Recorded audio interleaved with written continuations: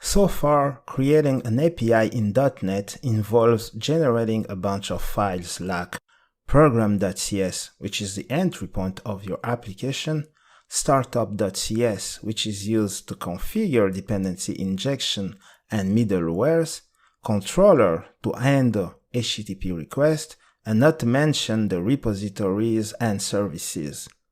This looks heavy when all we want is to create a simple API. In this tutorial, we will use .NET 6 to create an API for create, read, update, and delete operations on a database that stores books. In the end, we will have fewer files than usual. The API will be more simple.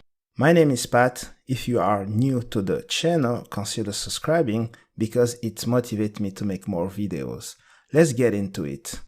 Let's create a new project in Visual Studio 2022. At the time I'm recording this video, it's still in preview. I choose the ASP.NET Core empty template. I give a name to the project. Then I choose the .NET 6 framework. You have to install it first, and it's also in preview. I uncheck the box configure for HTTPS, and I create the project. If we take a look at the files generated by Visual Studio, you can see that there are two files to work with. Program.cs, the entry point of the application, and appsettings.json for storing configuration settings. If you pay attention, you will see that the file program.cs does not contain a namespace, class definition, or declaration of the main method. This is possible thanks to a feature available since C#9 called top-level statements. This is handy because it allows treating the file as a script. In this file, an endpoint that returns the string hello world is already defined. If I run the project, you can see a web page that displays the text hello world. Before moving further, I will turn off the launch of the browser because I will use Postman to test the API. Our API will interact with a SQL Server database, so I need to install two NuGet packages to achieve this task. Microsoft.Entity Framework Core and Microsoft.Entity Framework Core.SQL Server. Now let's create a class that will inherit from the DBContext class. So this will be used to interact with the database. I call it bookContext.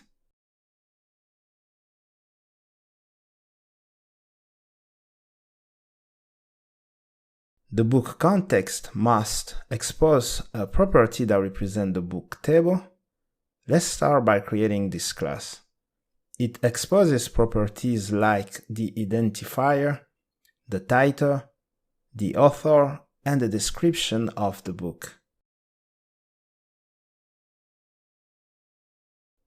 Once our book model is defined, we can expose it in the DB context. So before using the database, it's a good idea to declare the connection string in the application configuration file.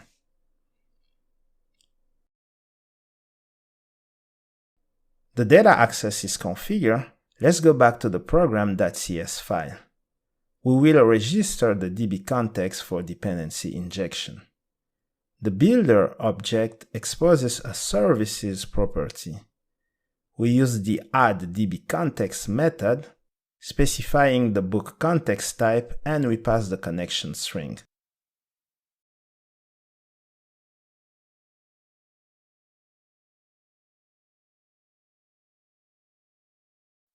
Now let's create an endpoint to retrieve a list of books. We use the app variable. We select the mapGet method because the endpoint will process an HTTP GET request. The first argument is a string that specifies the route, and the second argument is a lambda expression that acts as a route handler. I set the book context as a parameter of the lambda expression. This will allow the injection of a book context instance in the function. In the body of the lambda expression, I can use the DB context to fetch books. Because the lambda expression has only one line, we can write it as a body expression. Let's run the application. I can send a GET request, and I get a list of books. The endpoint works.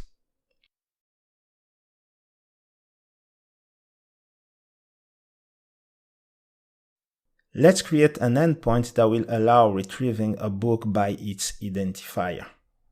We will use the mapGet method again because it's still an HTTP GET request. In the root, I specify a placeholder for the identifier. In the definition of the lambda expression, I declare the book context that will be injected. I also declare a parameter named ID. It's going to capture the identifier in the root. In the body of the lambda expression, I use the book context to find a book by its ID. Let's run the application. In Postman, I copy the identifier of an existing book. If I send a request with the identifier, you can see that I received the book in the response. Now let's create an endpoint to insert a new book. This time we need the mapPost method because we will handle an HTTP POST request. In the definition of the lambda expression, in addition to the data context declaration, I define a parameter of type book, which will allow capturing the payload of the request. In the body of the function, I use the book context to insert a book in the database.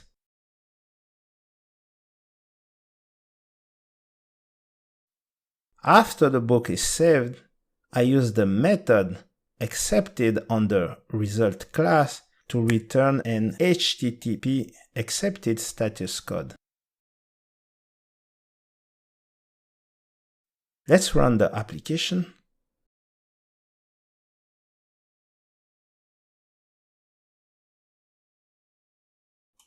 I can execute the query.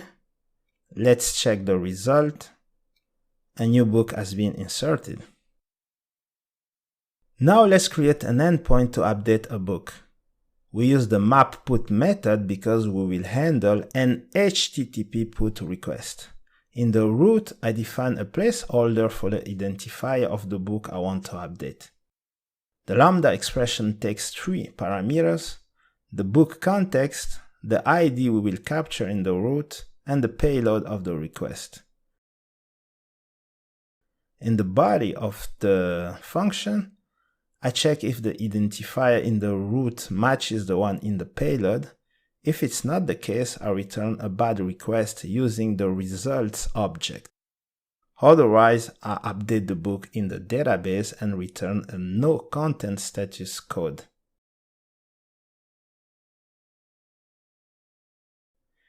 Let's run the application. I will send a put request with the ID of an existing book. I also copy the body of the JSON for this book, and I change the description. If I send the request, we can see that the status code of the response is 204, no content. Let's get the list of all books.